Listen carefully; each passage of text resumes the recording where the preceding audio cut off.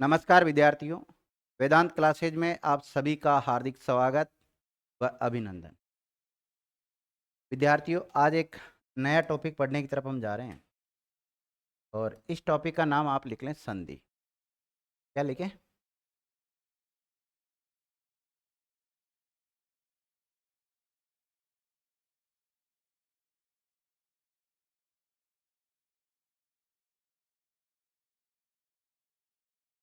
कौन सा टॉपिक पढ़ेंगे हम? संधि टॉपिक का नाम लिख लें। लिख लिया? अब देखो, संधि पढ़ने की आवश्यकता क्यों पड़ी, देखते हैं। देखो, एक टॉपिक पढ़ते हैं हम, शब्द विचार। कौन सा पढ़ते हैं? शब्द विचार पढ़ते हैं और उसमें शब्दों का वर्गीकरण करते हैं। तो एक तो शब्दों को पढ़ते हैं उत्पत्ति के आधार पर, और उत्पत्ति, स्रोत, ये इतिहास के आधार पर शब्दों को 4 भागों में बांटते हैं मुख्य रूप से: तत्सम, तद्भव, देशी, विदेशी। इसके अलावा संकर शब्द होते हैं, अर्थतत्सम होते हैं। एक पढ़ते हैं हम व्युत्पत्ति के आधार पर। किसके आधार पर? व्युत्पत्ति के आधार पर शब्द। और व्युत्पत्ति के आधार पर शब्द 3 प्रकार के होते हैं। एक तो रूढ़ होते हैं, और एक यौगिक होते हैं, और एक योग रूढ़ होते हैं। जिन शब्दों का सार्थक खंड नहीं किया जा सकता उनको रूढ़ शब्द कहते हैं। और 2 या 2 से अधिक शब्दांश, वर्ण या शब्दों के योग से जो नया शब्द बनता है उसको क्या बोलते हैं? यौगिक शब्द बोलते हैं। और कोई यौगिक शब्द विशेष अर्थ में प्रयुक्त होता है तो उसको क्या बोलते हैं? हम योग रूढ़ बोलते हैं विद्यार्थी। इस यौगिक शब्दों के उदाहरणों में संधि, समास, उपसर्ग और प्रत्यय, ये 4 टॉपिक आते हैं इसके अंतर्गत। यानी कि इन चारों के जो भी उदाहरण होंगे वो सबसे ही सारे उदाहरण किसके बन जाते हैं? यौगिक। अगर आपके सिलेबस में कभी यौगिक शब्द दिया हुआ है, क्या दिया हुआ है? यौगिक शब्द दिया हुआ है, इसका मतलब आपको ये चारों टॉपिक पढ़ने हैं। और स्पष्ट रूप से अगर संधि, समास, उपसर्ग, प्रत्यय दिया होता है तो पढ़ना ही होता है। तो आज हम जो टॉपिक स्टार्ट करने की तरफ जा रहे हैं वो कौन सा है? संधि। और संधि को क्यों पढ़ना चाह रहे हैं? क्योंकि हम यौगिक शब्द सीखना चाह रहे हैं, शब्दों को बनाना सीखना चाह रहे हैं, इसलिए संधि टॉपिक को पढ़ रहे हैं।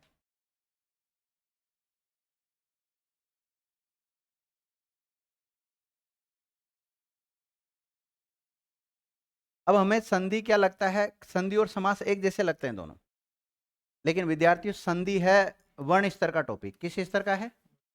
और समास है शब्द स्तर का टॉपिक। और शब्द का यदि वाक्य में प्रयोग कर दिया जाता है तो ये पद बन जाता है। और उपसर्ग और प्रत्यय ये दोनों शब्दांश स्तर के टॉपिक है। उपसर्ग और प्रत्यय दोनों क्या होते हैं? शब्दांश होते हैं। समास शब्द या पद स्तर का टॉपिक होता है, और संधि वर्ण स्तर का टॉपिक है। तो जब भी आप संधि की परिभाषा बोलें तो वहां पर शब्द का प्रयोग ना करें, ना शब्दांश का प्रयोग करें, बल्कि किसका प्रयोग करोगे आप? वर्ण का प्रयोग करोगे। संधि की आप परिभाषा शुरू से जानते हैं, 2 या 2 से अधिक वर्णों के परस्पर मिलने से उन वर्णों में जो विकार उत्पन्न होता है उसे संधि कहते हैं। अगर इस संधि शब्द का हम अर्थ देखें तो इसका अर्थ होता है मेल, मिलाप, समझौता। ये सारे अर्थ किसके निकलते हैं? संधि शब्द के निकलते हैं, ध्यान रखना। इसके अलावा संधि शब्द का अगर टुकड़ा करें तो समधन धी होता है। क्या होता है? समधन धी। ये बीच में जो निशान लिखा है इसको हम जोड़ का निशान कहते हैं, प्लस का निशान कहते हैं, धन का निशान कहते हैं। ठीक है, धन का मतलब जोड़ से लिया गया ना, तो समधन धी इसका होगा। और ये जो संधि शब्द है इस प्रकार लिखा है, इस प्रकार लिखा है कि दोनों ही रूप शुद्ध है, दोनों रूपों में लिखा जा सकता है। कुछ बच्चे केवल बिंदु लगाते हैं, कुछ बच्चे न लगा देते हैं। और जैसे माना कि 2 बच्चे साथ साथ पास में बैठे हैं, एक ने बिंदी लगाई और एक ने वो लगा दी, तो सोचते हैं मेरा सही है, इसका सही है। सोचता है ना बच्चे का, एक सामान्यतः मस्तिष्क में एक क्वेश्चन आ जाता है तो भाई किसका सही है? तो जिन्होंने बिंदी लगाई है उनका भी सही है, और जिन्होंने न लिखा है उनका भी सही है। इसको आगे हम एक संधि पढ़ेंगे, व्यंजन संधि, उसमें बिल्कुल क्लियर कर देंगे कि संधि को हम दोनों टाइप से कैसे लिख सकते हैं। ठीक है, अगर आगे बात करें विद्यार्थियों तो संधि शब्द का अर्थ मैंने आपको बता दिया।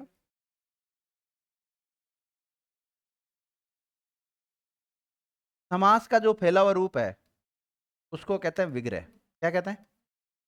और संधि का जो फैला हुआ रूप है इसको बोलते हैं संधि विच्छेद। क्या बोलते हैं? संधि विच्छेद कहते हैं। अगर आपसे पूछा जाए तो संधि का विलोम शब्द क्या होता है, तो विग्रह होता है। संधि का विलोम शब्द क्या होता है भाई? विग्रह होता है। और समास का विलोम शब्द क्या होता है? व्यास होता है। क्या होता है? व्यास। संधि के फैले हुए रूप को क्या कहते हैं? संधि विच्छेद। मतलब मैंने ये जो रूप लिखा है ना, ये वाला, ये संधि विच्छेद है। और इसका जो संयुक्त रूप बनाते हैं ये छोटा रूप है। ये जो छोटा रूप है इसको संधि कहते हैं। तो इस शब्द में कोई न कोई सी संधि होती है। सामान्यतः संधि के 3 भेद होते हैं। हिंदी में संधि कितने प्रकार की? मुख्य रूप से 3। 3 कौन कौन सी? एक तो स्वर संधि, एक व्यंजन संधि और एक विसर्ग संधि। संधि की एक शर्त यह है कि इसमें परिवर्तन होना जरूरी है। क्या होना जरूरी है? परिवर्तन। किसमें? वर्णों में परिवर्तन होना जरूरी है। जो वर्ण मिलते हैं ना उसमें परिवर्तन होना जरूरी है। अब देखो, ये परिवर्तन इस प्लस के पहले इस वाले में हो सकता है, या फिर इधर वाले में हो सकता है, या दोनों में हो सकता है। यानी कि प्लस के पहले वाले में परिवर्तन हो सकता है, प्लस के बाद वाले में परिवर्तन हो सकता है, और दोनों में भी परिवर्तन हो सकता है। इस बिंदु का भी ध्यान रखना आपको। दूसरी बात, अगर स्वर में परिवर्तन होता है तो उसे स्वर संधि कहते हैं। अगर व्यंजन में परिवर्तन होता है तो उसे व्यंजन संधि कहते हैं। और विसर्ग में परिवर्तन होता है तो उसको विसर्ग संधि कहते हैं। ठीक है। स्वर संधि के 5 उपभेद बता रखे हैं। एक तो दीर्घ, गुण, वृद्धि, यण और अयादि। इसी क्रम में हम बचपन से पढ़ते आए हैं इनको, लेकिन कौन सा क्रम कोई सा पढ़ सकते हैं, उसमें कोई दिक्कत वाली बात नहीं है। तो जब भी कोई शब्द दे दिया जाता है, जैसे आपको एक शब्द दे दिया विद्यार्थियों, राजेश। क्या शब्द दे दिया? राजेश शब्द दे दिया। अब राजेश शब्द देकर आपसे ये पूछा जा सकता है कि इसका संधि विच्छेद करो, तो राजा धन ईश हो जाएगा। क्या हो जाएगा? राजा धन ईश हो जाएगा। या फिर आपको राजा धन ईश देकर ये शब्द बनवाया जा सकता है। तो ईश को तो बोलते हैं हम संधि। क्या बोलते हैं? और इसको क्या बोलते हैं? संधि विच्छेद। क्या बोलते हैं? संधि विच्छेद। और ये जो ये निशान है इसको क्या बोलते हैं? धन का निशान, प्लस का। कभी मैं धन बोलूंगा, कभी प्लस बोलूंगा, कभी जोड़ बोल सकता हूं, लेकिन आपके समझ में आना चाहिए जैसा आपको सरल लगे। अब आप शुरू से आप इसको प्लस बोलते आए हो और मैं धन बुलाने की कोशिश करूंगा तो फिर आपको वो कठिन लगने लग जाएगा। बल्कि है क्या, प्लस ही तो है, प्लस बोल दो, क्या दिक्कत है, कहां फर्क पड़ रहा है इसमें? ठीक है। लेकिन अगर इसका मैं विग्रह करता हूं, क्या करता हूं, क्योंकि समास में होता है विग्रह, तो ये छोटा रूप समास है। छोटा रूप क्या है? समास है। तो इसका विग्रह क्या बनेगा? राजा, नहीं राजा नहीं, राजाओं का है जो ईश। अच्छा, राजेश किसको कहते हैं? राजाओं का स्वामी। बहुवीरी में भी जा सकता है और कर्मधारी में भी जा सकता है। तो राजाओं का है जो ईश किसमें जाएगा? बहुवीरी और कर्मधारी दोनों में जा सकता है। जैसे देवेंद्र है,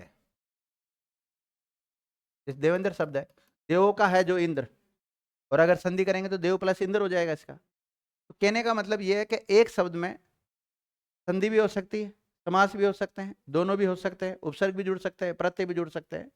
डिपेंड करता है एग्जामिनर अपने से पूछना क्या चाह रहा है। ठीक है ना? तो सभी, जैसे हम संधि पढ़ेंगे तो संधि के नियम फॉलो करना, उसमें समास में समास के करना, उपसर्ग में उपसर्ग के, प्रत्यय में प्रत्यय के नियम फॉलो करना। लेकिन फिर भी जहाँ एक दूसरे के अगर हमें सहायता की आवश्यकता पड़े तो उसकी सहायता लेना भी जरूरी हो जाता है कई बार। तो पढ़ा हुआ चारों टॉपिक आप पढ़ेंगे ना तो सारे कंसेप्ट क्लियर हो जाएंगे। और ये चारों टॉपिक शब्दों को बनाने का काम ही करते हैं, चाहे संधि हो, चाहे समास हो, चाहे उपसर्ग हो, चाहे प्रत्यय हो। और इनके जितने ज्यादा उदाहरण आप लिखेंगे उतनी ज्यादा आपकी शब्द शुद्धि सुधरेगी। ठीक है ना? तो आगे बढ़ते हैं हम। सबसे पहले आप लोगों ने लिख लिया होगा संधि। लिखो संधि वर्ण स्तर का प्रकरण है। प्रकरण का मतलब टॉपिक। संधि वर्ण स्तर का टॉपिक है यानी प्रकरण है।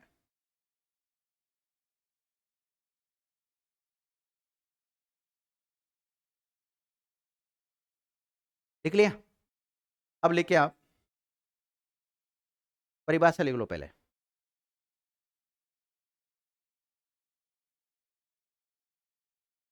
दो या दो से अधिक, दो या दो से अधिक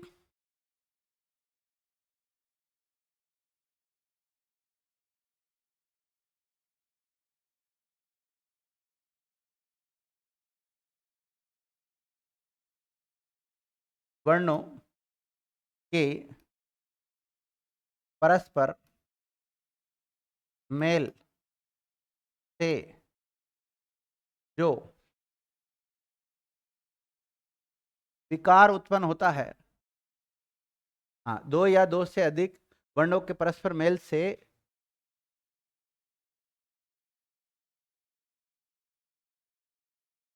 वर्णों में, यह लिख लेना, वर्णों में जो विकार ब्रैकेट में परिवर्तन होता है उसे संधि कहते हैं। उसे क्या कहते हैं? संधि कहते हैं। दो या दो से अधिक वर्णों के परस्पर मेल से वर्णों में जो विकार उत्पन्न होता है उसे संधि कहते हैं। नोट।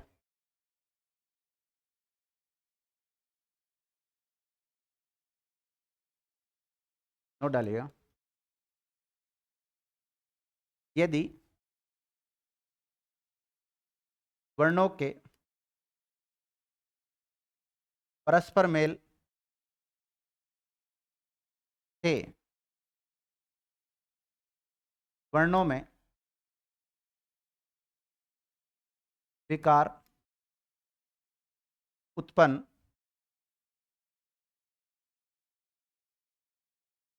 नहीं होता हो तो उसे संधि नहीं कहकर संयोग कहते हैं। संधि नहीं कहकर क्या कहते हैं? संयोग कहते हैं। लिख लिया? आगे आगे फैक्ट लिखो। देखो, संधि शब्द का अर्थ क्या निकलता है? मेल, मिलाप या समझौता। मेल में एक ही मात्रा आती। लिखिएगा, संधि शब्द का शाब्दिक अर्थ मेल, मिलाप या समझौता होता है।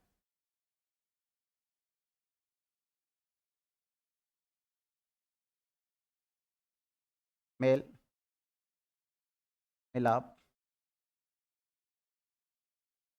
या समझौता होता है। क्या होता है विद्यार्थियों? मेल, मिलाप या समझौता होता है। लिख लिया? आपने जैसे शब्द लिखा संधि, तो इस संधि को आपने दोनों टाइप से लिखा होगा। इस प्रकार से लिखा है। अगर इसका टुकड़ा करते हैं हम, तो टुकड़ा क्या होता है? सम धन धी, इसका संधि विच्छेद हो जाएगा। और संधि शब्द में, संधि शब्द व्यंजन संधि का उदाहरण है।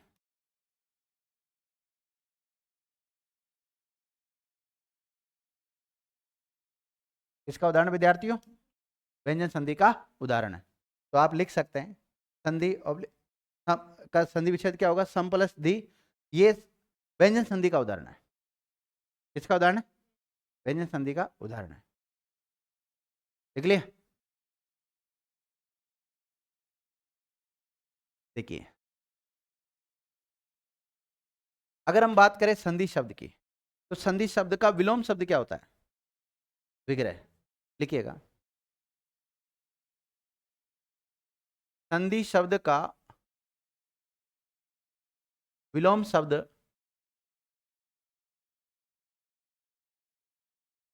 विग्रह होता है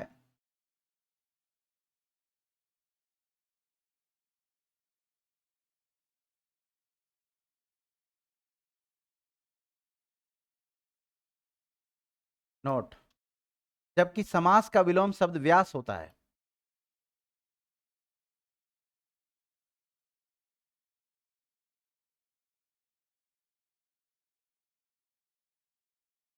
क्या होता है? व्यास होता है।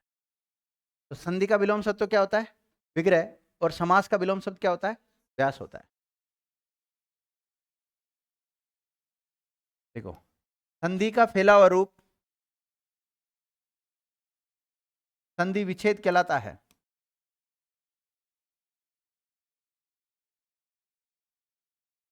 जबकि समास का फैला हुआ रूप विग्रह कहलाता है। संधि का फैला हुआ रूप क्या कहलाता है? विच्छेद। और समास का फैला हुआ रूप क्या कहलाता है? विग्रह कहलाता है।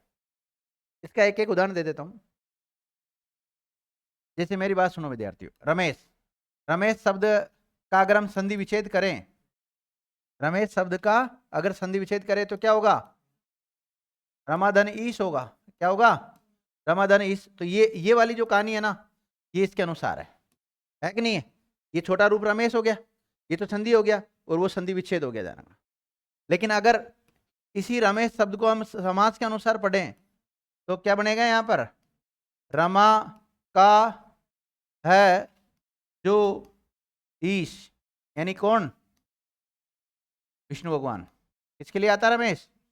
विष्णु के लिए आता ना, तृतीय अर्थ में प्रयुक्त हो रहा है, अन्य अर्थ में। तो यहाँ पर ये वाला रूप तो कहलाएगा विग्रह। ये क्या कहलाएगा? और ये वाला क्या कहलाएगा?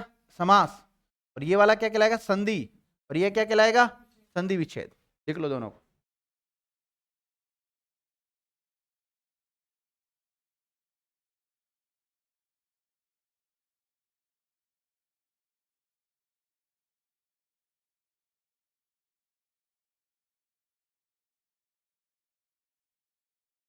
लिख लिया? विद्यार्थी, एक शब्द में कितनी संधियां हो सकती है? नोट, एक शब्द में एक से अधिक संधियां हो सकती है। एक शब्द में एक से अधिक संधियां हो सकती है। एक शब्द में एक से अधिक संधियां हो सकती है। जैसे आपके सामने एक शब्द है रामायण। कौन सा शब्द है? रामायण। तो ये रामायण स्वर संधि में भी जाता है और व्यंजन में भी जाता है। वो आगे मैं पढ़ाऊंगा इनको, है ना। जैसे रामायण शब्द में स्वर संधि भी है और व्यंजन संधि भी है। अगर रामायण का हम राम धन अयन तोड़ते हैं तब तो कौन सी संधि है? दीर्घ स्वर संधि। यहां तो कौन सी हो रही है? दीर्घ स्वर संधि हो रही है। और लेकिन न का जो न बना है, यहाँ व्यंजन संधि हो रही है विद्यार्थी। यहाँ कौन सी होगी? व्यंजन संधि हो गई। लिख सकते हैं चाहो तो आप।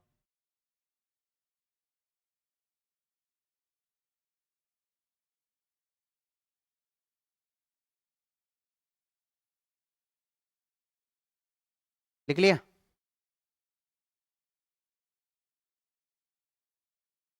तो आपने संधि का अर्थ लिख लिया, संधि का विच्छेद कर दिया, सम प्लस धी कर दिया ना। कौन सी संधि का उदाहरण? संधि खुद व्यंजन संधि का उदाहरण है। ओके, अर्थ देख लिया, विलोम शब्द बता दिया, ठीक है। संधि वर्ण स्तर का टॉपिक है, ये बात आपने लिख ली। और समास ये थोड़ी लिखा आपने। देखो, संधि वर्ण स्तर का टॉपिक है और समास शब्द स्तर या पद स्तर का टॉपिक है। या तो वैसे याद रख लो या फिर आपके हिसाब देख ले। फिर अगर बात करें विद्यार्थियों हम कि संधि के भेद या प्रकार कितने होते हैं, या फिर इस बात को लिखा हो कि प्लस से पहले जो वर्ण आता है उसमें परिवर्तन, या प्लस के बाद वाले में परिवर्तन, या दोनों में परिवर्तन हो सकता है, ये तो लिखाने की आवश्यकता नहीं ना, ये तो बहुत बेसिक चीजें है। ठीक है, तो अब डायरेक्ट हम प्रकार लिख लेते हैं। तो लिखो संधि के भेद या प्रकार, संधि के भेद या प्रकार।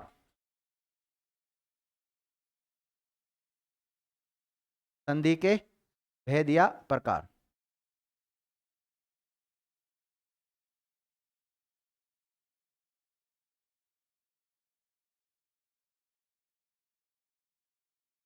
संधि के भेद या प्रकार कितने होते हैं भाई? हैं? 3 होते हैं, तो लिख लो 3। कितने होते हैं? 3 होते हैं। एक तो होती है स्वर संधि। कौन सी संधि? स्वर संधि होती है। और एक होती है व्यंजन संधि, और एक होती है विसर्ग संधि।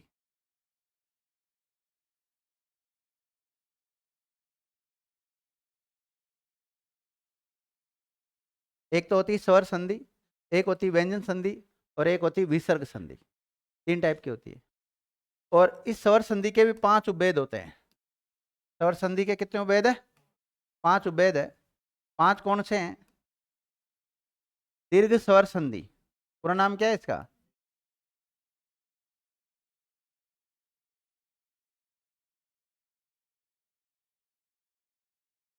गुण स्वर संधि, वृद्धि स्वर संधि, यण स्वर संधि, और अयादि स्वर संधि। ये 5 भेद।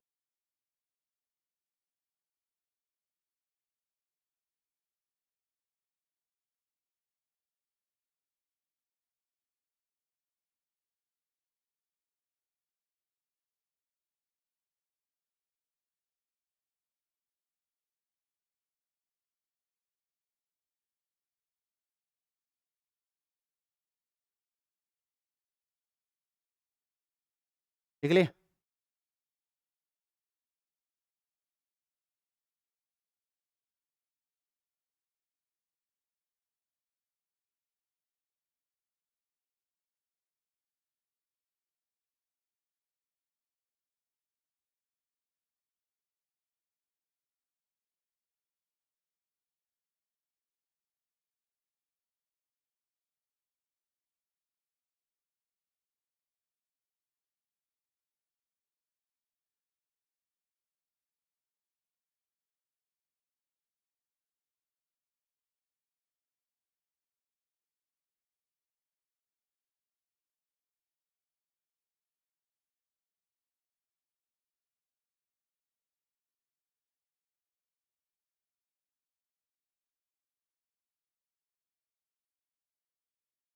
बताओ, 4-5 शब्द लिखे आपके सामने। खुशबू बताएगी। देश प्रेम का संधि विच्छेद करो। हाँ? देश प्रेम का संधि विच्छेद करो। हाँ, दोनों तुम भी बता सकते हो। टुकड़ा करो इसका। हाँ, देश प्लस प्रेम, बिल्कुल राइट है। देश प्लस प्रेम। इसका अन उपयुक्त। देशाटन का देश प्लस अटन। रमेश का रमाधन ईश। और विद्यालय का विद्याधन आलय। बहुत ही नॉर्मल लिखा है मैंने अभी तक। अब बात आगे आती है। अब देखो, संधि 3 प्रकार की होती है, स्वर संधि, व्यंजन संधि और विसर्ग। तो देश प्रेम में कौन सी संधि है? 3 विकल्प आपके सामने, स्वर, व्यंजन और विसर्ग। बोलो, जिन्होंने आपने संधि विच्छेद किया अंदर। हाँ, देश प्लस प्रेम आपने किया था ना। बताओ कौन सी संधि? स्वर, व्यंजन, विसर्ग। इधर वाले बता सकते हैं। इसमें संधि नहीं है। इसमें टुकड़ा तो हो रहा है, वर्ण तो मिल रहे हैं, लेकिन संधि नियम नहीं है। ये संधि का उदाहरण नहीं है, ये संयोग का उदाहरण है। इसका उदाहरण यानी कि वर्ण, दो या दो से अधिक वर्ण मिलते हैं लेकिन मिलने के बाद में उनमें कोई किसी प्रकार का परिवर्तन नहीं होता है तो उसे संधि नहीं कहकर क्या कहते हैं, संयोग कहते हैं। लिखा होगा ना मैंने आपको ये बात। ओके, अब जैसे अनुपयुक्त शब्द है तो इसमें आपने किस में क्या परिवर्तन किया, कोई परिवर्तन नहीं किया, आधा न था छोटा जोड़ा आपने, वैसा का वैसा ही। तो ये भी संयोग का उदाहरण है। ये भी किसका उदाहरण है? हाँ हाँ हाँ, हाँ हो रहा है, हाँ होगा। ऊपरी तो उपयुक्त तो थोड़ी है, उपयुक्त है तो उपयुक्त मतलब ठीक, वो तो उपयुक्त। अच्छा हाँ, इसका क्या होगा? देशाटन, देश प्लस अटन, यहाँ अ और अ मिलके क्या हो रहा है? आ। तो ये संधि का उदाहरण है। और संधि में भी स्वर संधि का उदाहरण है, और स्वर संधि में भी दीर्घ स्वर संधि का उदाहरण है। संधि होती है तीन प्रकार की, स्वर संधि, व्यंजन संधि और विसर्ग संधि। इसी प्रकार रमेश, रमा प्लस ईस है, ये भी संधि का उदाहरण है। और संधि में किसका? स्वर संधि का है। और स्वर संधि में किसका? गुण संधि का है। किसका है? गुण संधि का है। इसी प्रकार विद्यालय, ये सेम वो का वही चल जाएगा, दीर्घ स्वर संधि का उदाहरण है। किसका है? दीर्घ स्वर संधि का उदाहरण। मतलब ये जो तीनों लिखा है मैंने आपको, इनमें संधि हो रही है। ये किसके उदाहरण है? ये दोनों किसके? संयोग के उदाहरण है। देख लो इनको।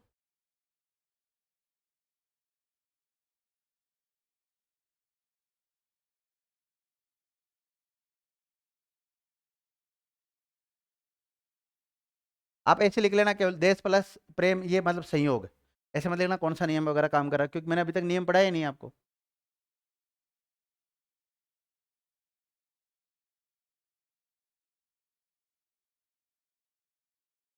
लिख लिया?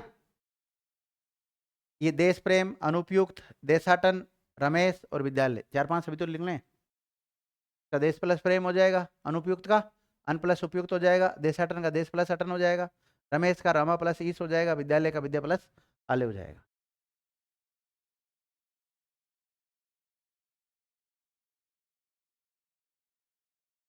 अब बताओ संधि के भेद या प्रकार कितने होते हैं? तीन होते हैं। तीन कौन कौन सी होती है संधि? स्वर संधि, व्यंजन संधि और विसर्ग संधि। स्वर तो जानते होंगे आप, अ आ ई इनको क्या कहते हैं? स्वर कहते हैं।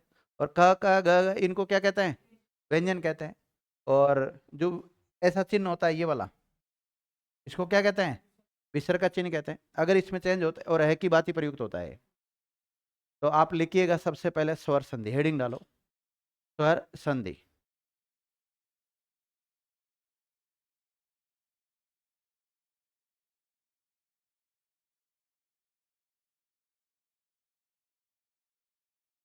ये ना विद्यार्थियों, स्वर संधि, व्यंजन संधि और विसर्ग संधि। देखो इसको समझने की कोशिश करो आप। देखिएगा ये प्लस का निशान है, इसके पहले कोई स्वर आता हो और बाद में भी कोई स्वर आता हो, मतलब स्वर संधि में दोनों तरफ क्या आते हैं? स्वर आते हैं। और जो परिवर्तन होगा वो भी किस में होगा? परिवर्तन मतलब विकार। तो विकार किस में होगा? या तो इस स्वर में हो या इधर वाले स्वर में हो, या दोनों में भी हो सकता है एक साथ, ऐसा भी तो हो सकता है। ओके, तो उसे बोलते हैं हम स्वर संधि। तो इसकी परिभाषा ऐसे बन सकती है, स्वर में स्वर के मिलने से, क्या लिखना नहीं है, स्वर में स्वर के मिलने से स्वर में जो विकार उत्पन्न होता है उसे स्वर संधि कहते हैं। व्यंजन में क्या होगा?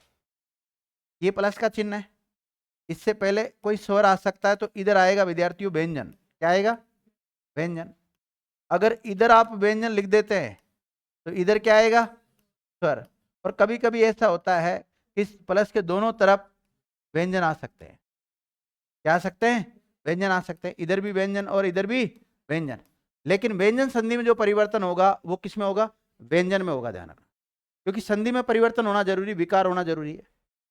तो व्यंजन की परिभाषा क्या बनेगी कि किसी व्यंजन में स्वर या व्यंजन के जुड़ने से व्यंजन में जो विकार उत्पन्न होता है उसे व्यंजन संधि कहते हैं। इसी प्रकार विसर्ग की परिभाषा क्या बनेगी? देखिएगा, विसर्ग में या तो स्वर जुड़ा होगा, नहीं तो फिर क्या जोड़ेंगे? व्यंजन जोड़ेंगे। तो विसर्ग में स्वर अथवा व्यंजन के जुड़ने से विसर्ग में जो परिवर्तन होता है, विसर्ग में जो विकार उत्पन्न होता है, उसे क्या कहते हैं? विसर्ग संधि कहते हैं। तो कम से कम 3 जो संधियां हैं उनकी परिभाषा तो याद होनी चाहिए। संधि खुद की परिभाषा याद होनी चाहिए। संधि की परिभाषा क्या बनती है? 2 या 2 से अधिक वर्णों के परस्पर मेल से उन वर्णों में जो विकार उत्पन्न होता है उसे क्या कहते हैं? संधि कहते हैं। संधि 3 प्रकार की होती है, स्वर संधि, व्यंजन संधि और विसर्ग संधि। पहला लिखो स्वर संधि, लिख लिया? लिखो परिभाषा, लिखो किसी स्वर में, किसी स्वर में स्वर के मिलने पर, किसी स्वर में स्वर के मिलने से स्वर में जो विकार उत्पन्न होता है, स्वर में जो विकार उत्पन्न होता है उसे स्वर संधि कहते हैं। उसे क्या कहते हैं विद्यार्थियों? स्वर संधि कहते हैं। उसे स्वर संधि कहते हैं। जहां स्वर आपने लिखा स्वर संधि कहते हैं, अब इसको शॉर्ट में ऐसे लिख सकते हो, प्लस के दोनों तरफ क्या होंगे? स्वर होंगे। ध्यान रखना, लिख लो स्वर प्लस स्वर। और परिवर्तन किस में होगा? स्वर में। दोनों पॉइंट्स लिख लेना आप शॉर्ट में, प्लस के पहले स्वर, प्लस के बाद में स्वर। और परिवर्तन किस में होगा? स्वर में। या तो इधर वाले स्वर में होगा, नहीं तो इधर वाले स्वर में होगा, नहीं तो दोनों में भी हो सकता है। कुल मिला के स्वर में परिवर्तन होना चाहिए तो ही स्वर संधि, नहीं तो स्वर संधि नहीं है। अब लिखे विद्यार्थियों आप व्यंजन संधि। कौन सी संधि? व्यंजन संधि। व्यंजन संधि। अब व्यंजन संधि देखो विद्यार्थियों, ध्यान दीजिएगा। अगर शॉर्ट में लिखना चाहे तो व्यंजन प्लस स्वर हो सकता है, स्वर प्लस व्यंजन हो सकता है, दोनों तरफ व्यंजन हो सकता है। अगर ये स्थिति है तो चेंज किस में होगा? अगर ये स्थिति तो चेंज किस में होगा? और ये स्थिति तो इसमें भी हो सकता है, इसमें भी हो सकता है, डिपेंड करता है उदाहरण के ऊपर। देखिएगा, किसी व्यंजन में, किसी व्यंजन में स्वर ऑब्लिक व्यंजन के मिलने से, किसी व्यंजन में स्वर ऑब्लिक व्यंजन के मिलने से व्यंजन में जो विकार उत्पन्न होता है, व्यंजन में जो विकार उत्पन्न होता है, विकार मतलब परिवर्तन होता है, उसे व्यंजन संधि कहते हैं। उसे व्यंजन संधि कहते हैं। पहले तीनों की सामान्य परिभाषा लिखा देता हूं ना, जिससे आपका एक कंसेप्ट क्लियर हो जाए भाई किस में क्या होता है।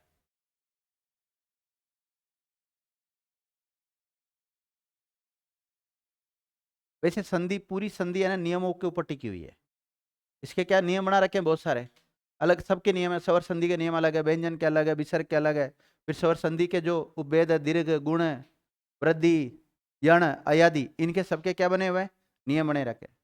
और जो नियम बना रखा है और उस नियम को अनुसार अगर कोई उदाहरण हल नहीं हो रहा है तो उसको हम अपवाद मानते हैं।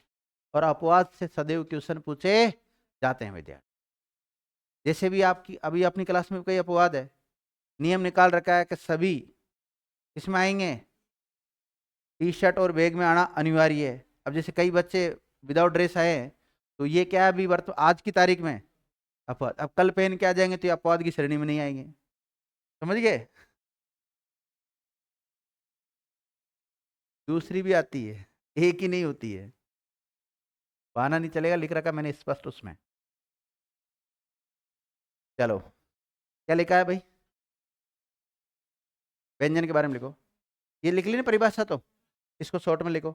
व्यंजन प्लस स्वर, स्वर प्लस व्यंजन, और व्यंजन व्यंजन। लिख लिया शॉर्ट में भी? बहुत एडवांस बच्चे हैं। और विकार किस में होगा? यहाँ पर व्यंजन में होगा। अब लिखो विसर्ग संधि। तीसरी संधि कौन सी? विसर्ग संधि।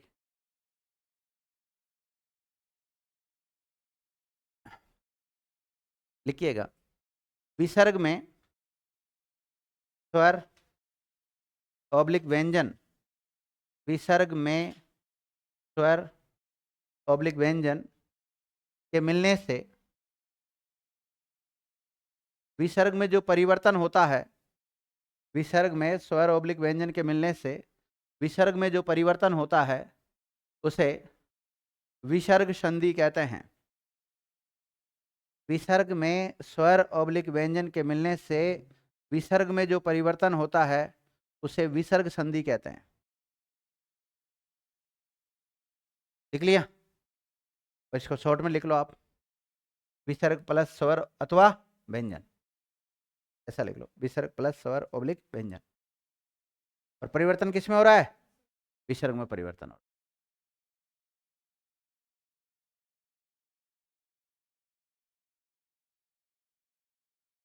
नोट,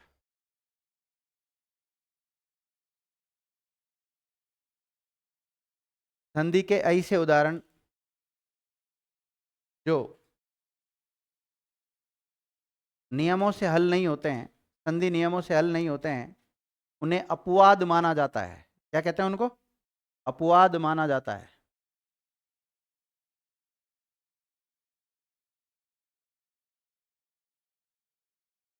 संधि के ऐसे नियम जो संधि नियमों से हल नहीं होते हैं, संधि नियमों से हल नहीं होते हैं, उन्हें अपवाद कहा जाता है। क्या कहा जाता है? अपवाद। अपवाद कहा जाता है। अब देखो विद्यार्थियों, ये जो स्वर संधि है ना, ये पूरी स्वर पे टिकी हुई है। और मैंने आपको बताया है कि संधि जो टॉपिक है ये वर्ण स्तर का टॉपिक है। किस स्तर का टॉपिक है? वर्ण स्तर का टॉपिक। अब आपको पता है वर्ण दो प्रकार के होते हैं, स्वर और व्यंजन। फिर बता रहा हूं, जिन बच्चों ने मेरे से वर्ण विचार नहीं पढ़ा है, वर्ण विचार पढ़ने के बहुत सारे स्रोत आपके पास, स्रोत से मतलब सारे वीडियो रिकॉर्ड पड़े हैं, उनको आप एक बार पूरा वर्ण विचार को पढ़ लें तो संधि में कोई दिक्कत नहीं आएगी। और जिनको आता है वो अच्छी बात है। तो स्वर किसे कहते हैं या वर्ण किसे कहते हैं, पहले तो बताओ। हिंदी भाषा की लिखित सबसे छोटी इकाई जिसके और खंड या टुकड़े नहीं किए जा सकते उसको क्या कहते हैं? वर्ण कहते हैं। और ये दो प्रकार के होते हैं, स्वर और व्यंजन। जिनका स्वतंत्र रूप से उच्चारण कर लेते हैं उनको स्वर कहते हैं, जिनका स्वतंत्र रूप से उच्चारण नहीं कर पाते उनको व्यंजन कहते हैं। स्वरों की संख्या देवनागरी लिपि में 11 मानी गई है और व्यंजनों की संख्या कितनी मानी गई है? 33 मानी गई है। ये 11 स्वर कौन से होते हैं? क्योंकि स्वर संधि किसके ऊपर टिकी हुई है? इन 11 स्वरों पर ही। तो अ, आ, ई, उ, री, ए, ऐ, ओ, औ। इसके अलावा इन स्वरों में अ को छोड़कर सबकी मात्रा होती है। तो मात्राओं का भी ध्यान रखना आपको। यहाँ पर क्या रखना है? मात्राओं का ध्यान। क्योंकि आपने देखा होगा कि जो स्वर संधि है ना ये वाली, इसमें प्लस के पहले भी स्वर आता है और प्लस के बाद भी स्वर आता है। लेकिन प्लस के पहले जो स्वर आता है ना, ये मूल स्वर नहीं आता। जैसे अ, आ, ई, यू, ये खुद नहीं आते, इनकी मात्राएं आती है। क्या आती है? यहाँ पर ज्यादातर मात्रा आती है। तो मात्रा हो चाहे स्वर हो, बात तो एक ही है। क्योंकि स्वरों के वास्तविक रूप को क्या कहते हैं? मात्रा कहते हैं। तो ये मात्राओं की नॉलेज होनी चाहिए आपको। साथ ही में व्यंजन की नॉलेज होनी चाहिए। शुद्ध व्यंजन कैसा होता है? हलंत वाला होता है। तो व्यंजन संधि में हलंत का विषय ध्यान रखना पड़ेगा अपने को। हलंत का विषय ध्यान रखना पड़ेगा क्योंकि व्यंजन में परिवर्तन होगा, वहां पर जिसमें हलंत लगा हुआ उसमें चेंज होगा। ठीक है। ये व्यंजनों की संख्या 33 है। अब 33 है तो इसमें हमें वो देखना पड़ता है, पूरा 33 की टेबल बनानी पड़ती है। जैसे वो क वर्ग वाली टेबल बनानी पड़ती है। तो क वर्ग का मतलब क वाली लाइन पूरी, क ख ग घ अंग। और च वाली लाइन पूरी देखनी पड़ती है, च छ ज ज ये च वाली लाइन पूरी, और त वाली लाइन पूरी, और प वाली लाइन पूरी। इसके अलावा ये रल आते हैं और तीनों स और ह आते हैं। ये रल वाले को क्या बोलते हैं? अंतस्थ। और स वाली लाइन को क्या बोलते हैं? उसमें बोलते हैं। लेकिन वर्गों की संख्या तो यही है। इसमें पहला कौन सा आता है, दूसरा कौन सा, तीसरा कौन सा, चौथा कौन सा, पांचवा? बताओ सभी वर्गों का पहला कौन सा होता है? क च ट त प होता है। सभी वर्गों का दूसरा कौन सा होता है? ह छ ठ थ फ होता है। सभी वर्गों का तीसरा ग ज ड द ब होता है। और सभी वर्गों का चौथा घ ज ड द भ होता है। और सभी वर्गों का पांचवा वर्ण कौन सा होता है? अंग य न न म होता है। और अंतस्थ में आता है य र ल व। और उसमें कौन से आ जाते हैं? स स स और ह आ जाता है। और आपको पता है जब हम इन मात्राओं की बात करते हैं, हिंदी में मात्राओं की संख्या 10 है, स्वर की कोई मात्रा नहीं होती है, लेकिन जो दीर्घ री स्वर होता है इसकी मात्रा का यूज इसमें होता है, क्योंकि दीर्घ संधि पढ़ेंगे हम, दीर्घ स्वर संधि पढ़ेंगे ना, तो वहां पर इसका यूज होगा। तो ये एक बेसिक जानकारी थी। इसके अलावा जब हम इनका वर्गीकरण करते हैं वर्णों का, तो नाद के आधार पर वर्गीकरण करते हैं। किसके आधार पर? नाद के आधार पर। नाद के आधार पर वर्गीकरण करते हैं तो दो प्रकार के होते हैं, एक तो होता है अघोष और एक होता है सघोष। तो कौन से अघोष होते हैं, कौन से सघोष होते हैं, उनका ध्यान रखना जरूरी होता है। अघोष में आता है पहला और दूसरा, और सघोष में आता है तीसरा, चौथा, पांचवा। इसके अलावा तीनों सह किस में आते हैं? अघोष में आते हैं, यानी कि 13 संख्या हो जाती है इनकी, और उनकी कितनी होनी चाहिए? 31 होनी चाहिए। 13 का उल्टा क्या होता है? 31 होना चाहिए, और टोटल 44 हो जाएगा। तो उसमें देखो क्या क्या आएगा सघोष में, तीसरा, चौथा, पांचवा सभी वर्गों का, और सभी स्वर आ जाएंगे, ह आ जाएगा और अंतस्थ आ जाएंगे। तो ऐसे करके कितने हो जाते हैं? वो 31 हो जाते हैं। तो उसकी नॉलेज भी आपको होनी चाहिए। चलो अब आते हैं हम वापस, स्वर संधि की बात कर रहे थे। स्वर संधि पूरी स्वरों पर टिकी हुई है, और इसमें देखो दीर्घ संधि है, गुण है, वृद्धि है, यण है, अयादि है। तो एक एक को पढ़ ले हम, हेडिंग डालो, स्वर संधि के उपभेद। स्वर संधि के उपभेद।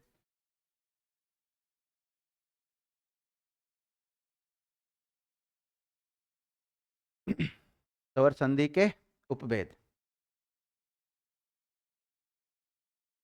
लिख लिया? कौन कौन से होते हैं? एक लाइन में लिख दो, कौन कौन से होते हैं स्वर संधि के उपभेद? कौन से होते हैं? दीर्घ, गुण, हाँ लिख लो, 5 होते हैं। दीर्घ, सुनो, स्वर संधि के उपभेद बराबर 5। कितने होते हैं? 5। और 5 के नाम नाम लिख लो, एक लाइन में लिख दो पूरे, कोई जरूर नहीं है। और चार्ट में बनाया था ना अभी आपने, 5 नाम लिखे थे ना संधि के प्रकारों में, तो 5 नाम ही तो लिखने हैं, लिख दो, क्रम मत डालो, कुछ भी नाम लिख दो 5। क्या बहन जी सन्नू पूछ रही है उधर? तूने चार्ट नहीं बनाया खुद ने? ये यही तो है 5 भेद, दीर्घ, गुण, वृद्धि, यण, आदि, यही तो है।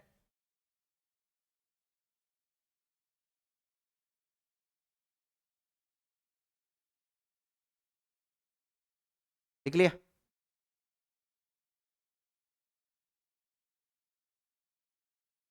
अब देखो पूरी स्वर संधि स्वरों के ऊपर टिकी हुई है। एक मिनट, स्वर लिख दूं यहाँ पे, आ, ई, ई, उ, उ, री, ए, आई, ओ और औ।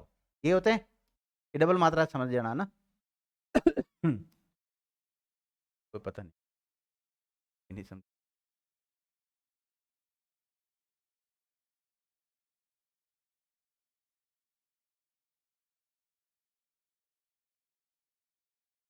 देखो इन दोनों की जाति एक है, इन दोनों की जाति एक है, इन दोनों की जाति एक ही, इसकी जाति एक ही है। हालांकि संस्कृत में इसका भाई मिल जाता है, बड़ा री मिल जाता है ना। और ए आई की जाति एक है, ओ औ की जाति एक है। जिनकी जाति एक होती है उसको क्या बोलते हैं? और जिनकी जाति अलग अलग होती है उसको भी जाति कहते हैं। ए की कोई मात्रा, आ की मात्रा ऐसी होती है, छोटा ई की मात्रा ये होती है, बड़ा ई की मात्रा ये होती है, ये होती है ना। छोटा ओ की मात्रा इधर लगती है, बड़ा ओ की मात्रा इधर लगती है। री की मात्रा ऐसे लगती है, कृषि जैसे लिखते हैं हम, ठीक की बात है। ये ए की मात्रा है, और आई की मात्रा, देखो इसमें तो हमें सिंगल मात्रा लग रही है, इसमें तो कैसी मात्रा है? सिंगल, लेकिन इसमें लगेगी कैसी यहाँ पे? डबल। ये ओ की मात्रा होती है, और ये औ की मात्रा होती है, ठीक है।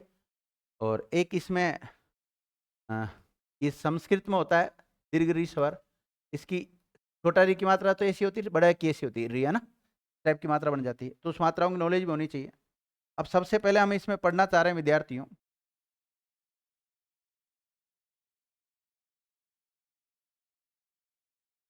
हम पढ़ना चाह रहे हैं, कौन सी पढ़ाऊं? यण पढ़ाऊं? यण से ज्यादा सवाल पूछते हैं इसलिए यण ही पढ़ाता हूं मैं ज्यादातर। यण, हेडिंग डालो, यण स्वर संधि, यण स्वर संधि।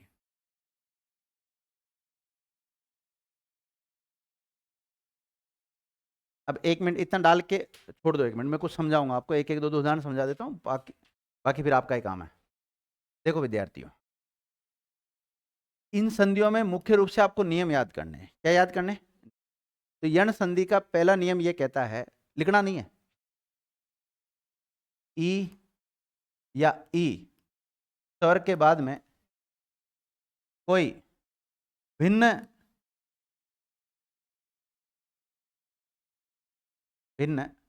स्वर आ जाए। भिन्न स्वर का मतलब है असमान स्वर आ जाए। क्या आ जाए? असमान स्वर आ जाए।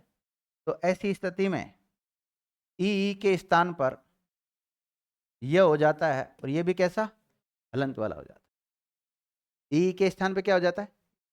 देखो, इसका मतलब यह है कि जो ई लिखा ना आपने, इसके बाद में ई नहीं आना चाहिए, बाकी कोई सा भी स्वर आ जाए, क्योंकि स्वर संधि की पहली शर्त ही क्या है? दोनों तरफ क्या होना चाहिए?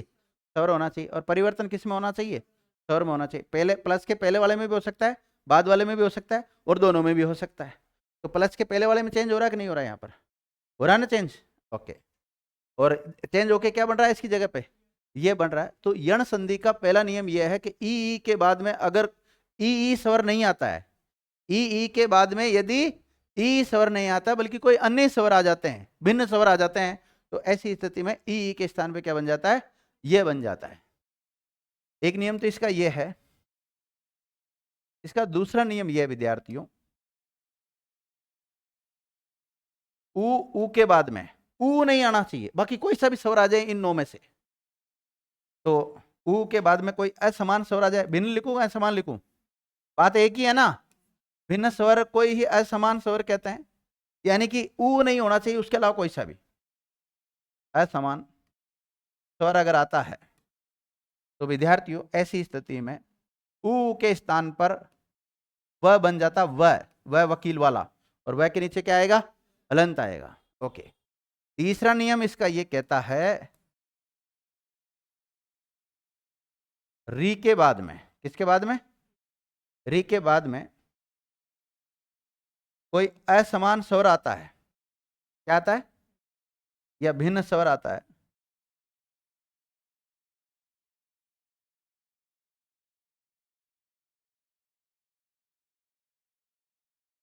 तो री का क्या बनेगा? बोलो। र बन जाएगा, वो भी कैसा? हलंत वाला र बन जाएगा। तो यण संधि में आपको जो छोटा रूप होगा ना, संधि वाला जो रूप होगा, शब्द में जो रूप होगा, विच्छेद वाले में नहीं, छोटा रूप होगा, उसमें आपको एक तो आधा यह देखने को मिलेगा। क्या मिलेगा? आधा यह देखने को मिलेगा, और आधा वह देखने को मिलेगा, और आधा र देखने को मिलेगा। आपको पता है, ये आधा र जब भी लिखते हैं ना हम, तो आगे वाले वर्ण के ऊपर चला जाता है। चलो अभी देखते हैं, कुछ उदाहरण कराने की कोशिश करते हैं।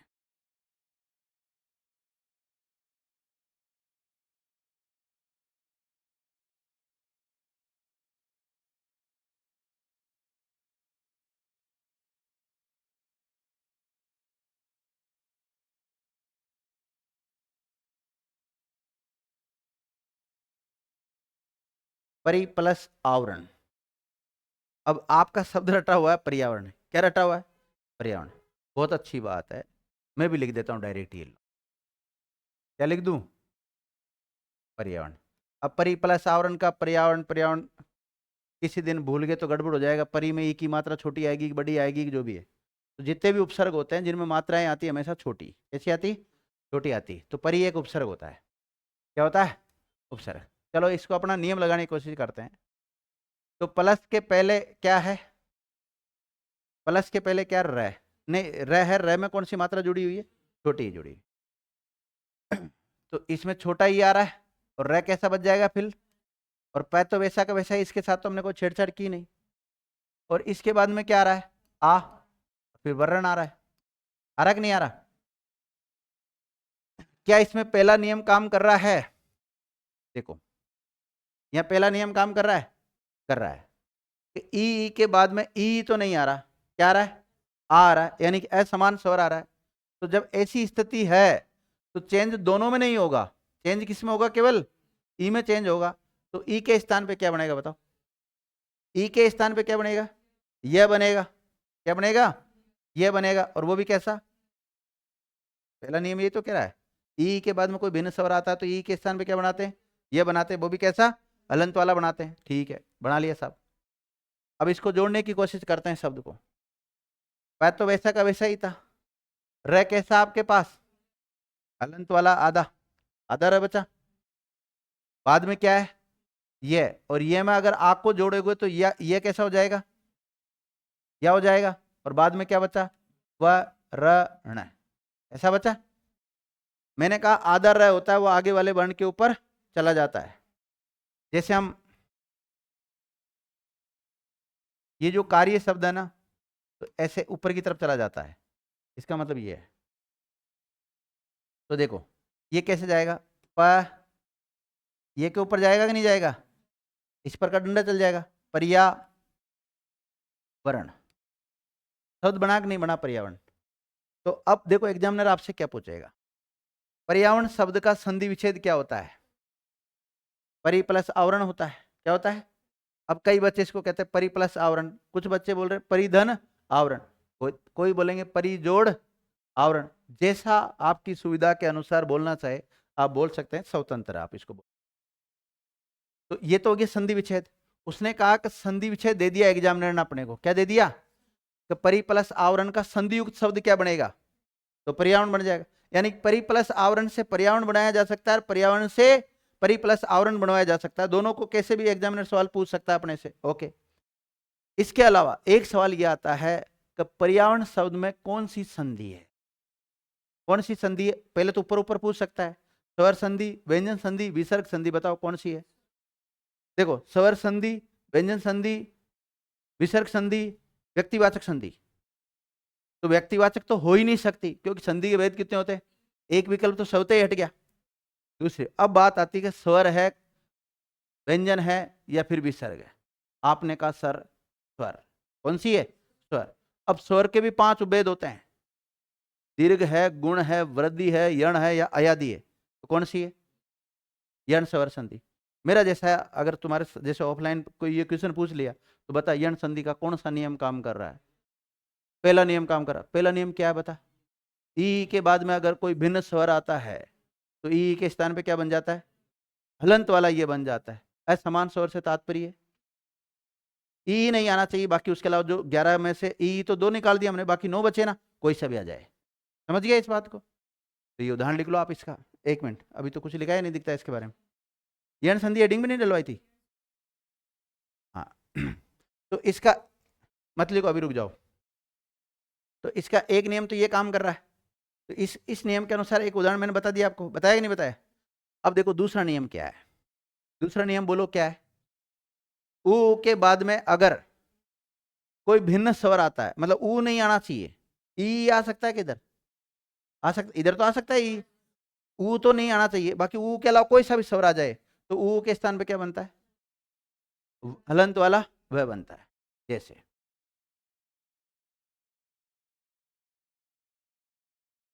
वधु ही लिख लेता हूं।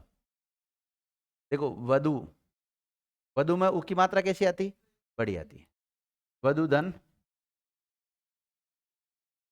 आदेश लिख लूंगा, आवास, आवास भी लिख सकते हैं, आदेश भी लिख सकते हैं ना। चलो हम आदेश लिख लेते, रुक जाओ। अब बताओ ध में कौन सा स्वर छुपा हुआ है, बड़ा ऊ छुपा हुआ है, तो ध कैसा बच जाएगा यहाँ पर, हलंत वाला। वह तो वैसा का वैसा ही, कोई छेड़छाड़ की नहीं हमने। बाद में क्या आ रहा है, आ दे आ रहा है। इस ऊ के बाद में ऊ तो नहीं आ रहा ना, इधर क्या आ रहा है, आ रहा है, यानी कि असमान स्वर है। तो ऊ का क्या बनेगा बताओ, वह बनेगा, और वह भी कैसा, हलंत वाला बनेगा। जोड़ने की कोशिश करते हैं। देखो वह तो वैसा का वैसा ही है, वह कैसा आपके पास हलंत वाला है, वह कैसा है, इसके बाद में अगर आ रहा, आ जोड़ दिया तो वाह हो जाएगा। बाद में क्या बचा, देश। अगर मानक रूप में इसको हम लिखते हैं तो वह आधा ध को हम इस प्रकार लिख सकते हैं, वधवादेश, ऐसे लिख सकते हैं। तो सेकंड नियम के अनुसार बना कि नहीं बना, बन गया ना, सेकंड नियम काम कर रहा है इसमें। तीसरा नियम क्या है, री, ऋषि का जो स्वर होता है उसके बाद में अगर कोई भिन्न स्वर आता है तो री के स्थान पे क्या बन जाता है, र बन जाता है। र भी कैसा, हलंत वाला बन जाता है, ध्यान रखना। देखते हैं विद्यार्थियों आपने संयुक्त वर्ण पढ़े होंगे क्या? संयुक्त वर्ण पढ़े हैं? हिंदी में संयुक्त वर्णों की संख्या कितनी मानी गई है? 4 मानी गई है। अक्ष, त्र, ज और त्र। यही है। देखो ये त्र कैसे बना है? आधा तय, आधा र और ऐसे मिलकर बना है। क्या बना? त्र। अगर हमें इसको त्रा बनाना होता तो आधा तय, आधा र और आ हो जाता। माना कि हमें इसे त्रू बनाना है। क्या बनाना है? तो क्या बनता? आधा तय, आधा र और देखो मैंने आपको वर्ण विन्यास करना सिखाया था, वो यहाँ काम आएगा आपके। अगर हमें ऐसा त्रू लिखना, त्रू ये वाला बड़ा ओ की मात्रा लगा के लिखना, तो इसका मतलब क्या है? आधा तय, आधा र और बड़ा, यही होगा ना। मतलब इसमें जैसी मात्रा लग रही वैसा स्वर आगे पीछे जुड़ता रहेगा इसमें। ओके। अपना देखो यण संधि का तीसरा नियम यह है कि री के बाद में अगर कोई भिन्न स्वर आता है तो री के स्थान पर र हो जाता है। इसका एक उदाहरण करके हम देखने की कोशिश कर रहे हैं।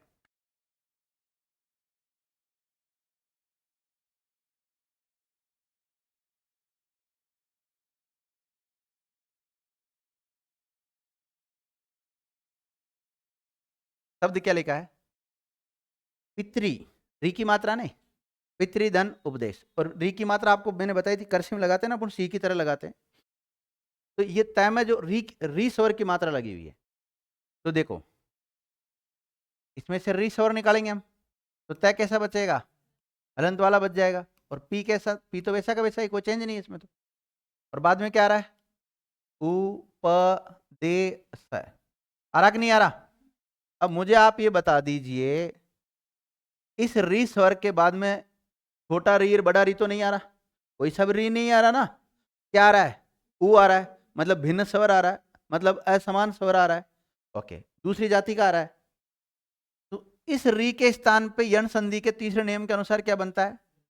र बनता है, वो भी कैसा? हलंत वाला। देखते हैं, कोशिश करते हैं इसको जोड़ने की।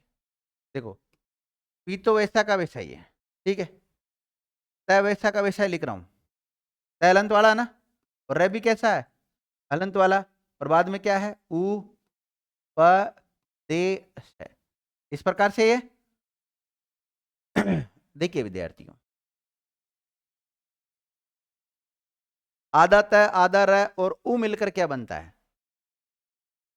आधा तय, आधा र और उ मिलकर क्या बनता है?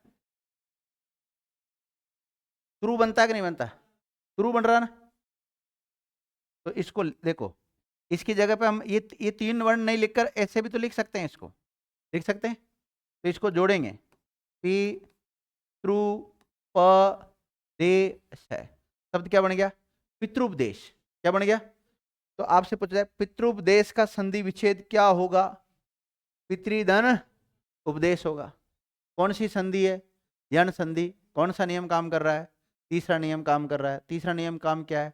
री के बाद में कोई असमान स्वर आता है तो री के स्थान पे र हो जाता है, वो वाला नियम काम इसमें कर रहा है। आगे बात समझ में नहीं आई हो तो लिखो यण स्वर संधि। यण स्वर संधि, इसका नियम फर्स्ट लिखो। नियम पहला लिखो, ई ऑब्लिक ई स्वरों के बाद यदि ई ऑब्लिक ई के अलावा कोई असमान स्वर, असमान स्वर ब्रैकेट में भिन्न स्वर आता हो तो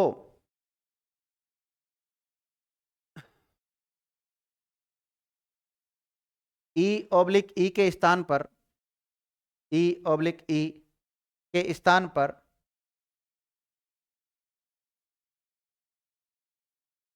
हलंत युक्त यह हो जाता है। हलंत युक्त यह बन जाता है।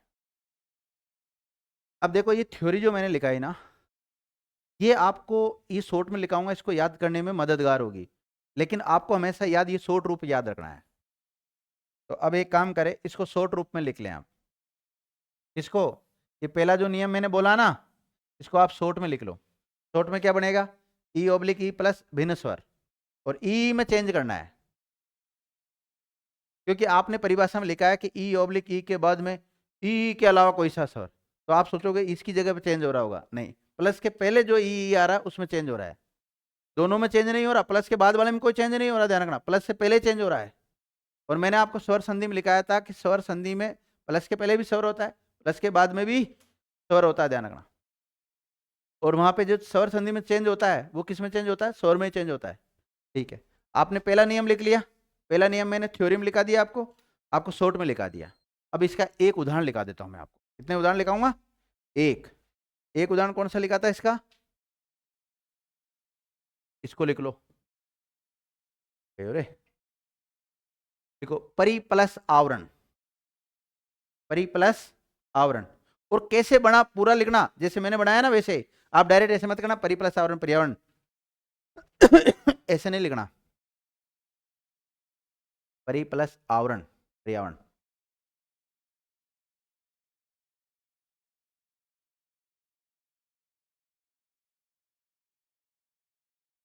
लिख लिया? अब देखो कैसे बनाए, ये इस प्रकार यहां तक पूरा लाना। उदाहरण लिख लिया सबने? परि प्लस आवरण पर्यावरण शब्द बन जाएगा। तो ये हो गया आपका यण संधि का एक नियम कंप्लीट हो गया ना। मैं पहले सारे नियम लिखाऊंगा, एक एक सारे नियम डिटेल में, शॉर्ट, और फिर उसका एक दो उदाहरण, और फिर उसके बाद में मिक्स में उदाहरण दूंगा, फिर वो आपको हल करने हैं।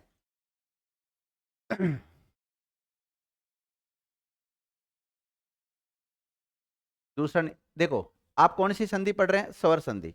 और स्वर संधि में कौन सा भेद पढ़ रहे हैं? यण स्वर संधि। और यण का कौन सा नियम पढ़ा अभी तक आपने? पहला नियम पढ़ा। अब लिखो नियम नंबर 2।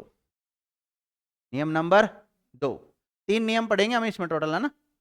नियम नंबर 2 लिखिएगा, उ ऑब्लिक उ स्वरों के बाद यदि उ के अलावा कोई सा भी भिन्न स्वर, ब्रैकेट में असमान स्वर, भिन्न स्वर ब्रैकेट में असमान स्वर आता हो, तो उ के स्थान पर, उ के स्थान पर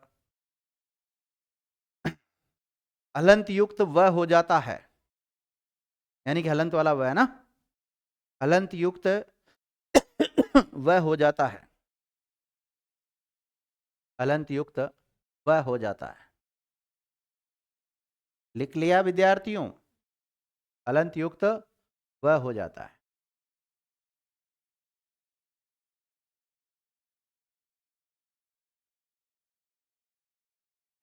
अब इसको आप शॉर्ट में लिख लें। इसको नियम नंबर 2 इस शॉर्ट में लिख लो। शॉर्ट में क्या लिखोगे? उ ऑब्लिक उ प्लस भिन्न स्वर, और उ का क्या बन रहा है? वह बन रहा है विद्यार्थी। लिख लो।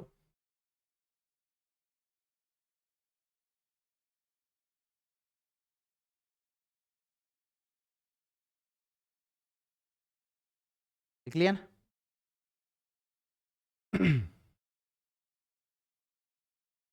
इसका उदाहरण कौन सा लिखा था हमने?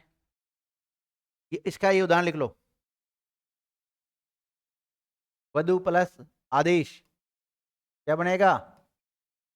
वधुआदेश शब्द बनेगा। और कैसे बना वो आपके सामने है। वधु प्लस आदेश का क्या बनेगा? वधुआदेश।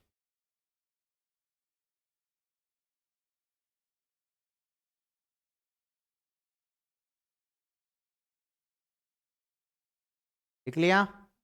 आगे बढ़े? भेजू हूं कर रही, बाकी ने तो लिखा ही नहीं। सबने लिख लिया क्या बच्चों ने?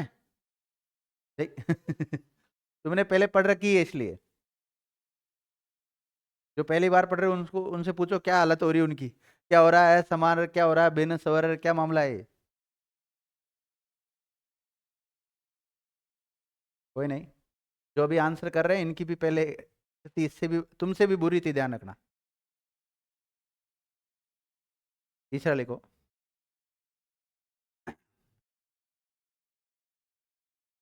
नियम नंबर 3 देखिएगा। री स्वर के बाद, री स्वर के बाद यदि री के अलावा कोई भिन्न स्वर आता है, री स्वर के बाद यदि री के अलावा कोई भिन्न स्वर ब्रैकेट में असमान स्वर आता है, तो री के स्थान पर, री के स्थान पर हलंत युक्त र बन जाता है, या र हो जाता है, हलंत युक्त र हो जाता है। समझ में आ गया यहां तक? अब इसको शॉर्ट में लिखो, इसी नियम को, तीसरे नियम को। शॉर्ट रूप क्या बनेगा इसका? री प्लस भिन्न स्वर ब्रैकेट में असमान स्वर, और री को तीर का निशान लगा के क्या बनाना आपको? र बनाना, वो भी हलंत वाला। लिख लिया? शॉर्ट में लिख लो इसको। अब इसका एक उदाहरण लिखाया था मैंने आपको, पितृ प्लस आज्ञा लिखाया था, उपदेश लिखाया था।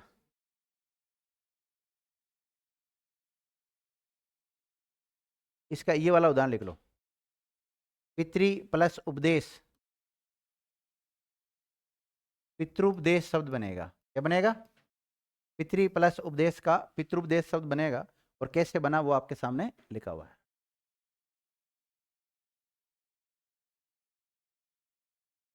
देखो, इस संसार में इतने सारे शब्द है, कहीं से भी शब्द दिया जा सकता है, एग्जामिनर को जरूर नहीं मैं जो आपको शब्द लिखा रहा हूं वो दे, लेकिन मैंने जो नियम लिखाया ना उससे बाहर नहीं जा सकता वो। यण संधि के जैसे मैंने आपको 3 नियम बताए ना, इन 3 नियमों को आप फॉलो कर लेते हैं, अपवादों को भी अगर हल कर लेते हैं, तो फिर आपका कोई भी सवाल गलत नहीं हो। और संधि बहुत अच्छा टॉपिक है, अगर जिसके समझ में आ गया ना उसको बहुत अच्छा लगता है, और जिसके समझ में नहीं आया ना तो 8-10 दिन माथा खराब रहेगा। जितने दिन संधि पढ़ेंगे आप उतने दिन माथा खराब होना ही है उसका, जैसी बात है, उसमें क्या दिक्कत है? तो कम से कम 10-12 घंटे लगते हैं पूरी संधि होने में, कम से भी कम बता रहा हूँ। हो सकता है 15 घंटे भी लग जाए, वो बात एक अलग है। बाकी जैसे हम डेली 1.5 घंटे के आसपास पढ़ते हैं, तो आप देख लो 10 दिन तो लगेंगे लगेंगे। अगर छोटे मोटे अगर स्किप कर देते हैं, जैसे उदाहरण उदाहरण कम लिखाते हैं, तो 8 मतलब 10 घंटे तो आप मान के चलो, 10 से 12 घंटे आपको पढ़ना है कुछ, तब जाके ये टॉपिक कंप्लीट हो। तो अभी हमने जो यण संधि के कुछ नियम लिखे, 3 नियम लिखे हैं। 3 कौन कौन से लिखे बताओ? आप सुना सकते हो मुझे 3 नियम? चलो मैं इस वीडियो को तो बंद कर देता हूँ, और आप नियम याद करें और मुझे सुनाएं। धन्यवाद विद्यार्थियों, आज की क्लास को तो हम यहीं विराम देंगे।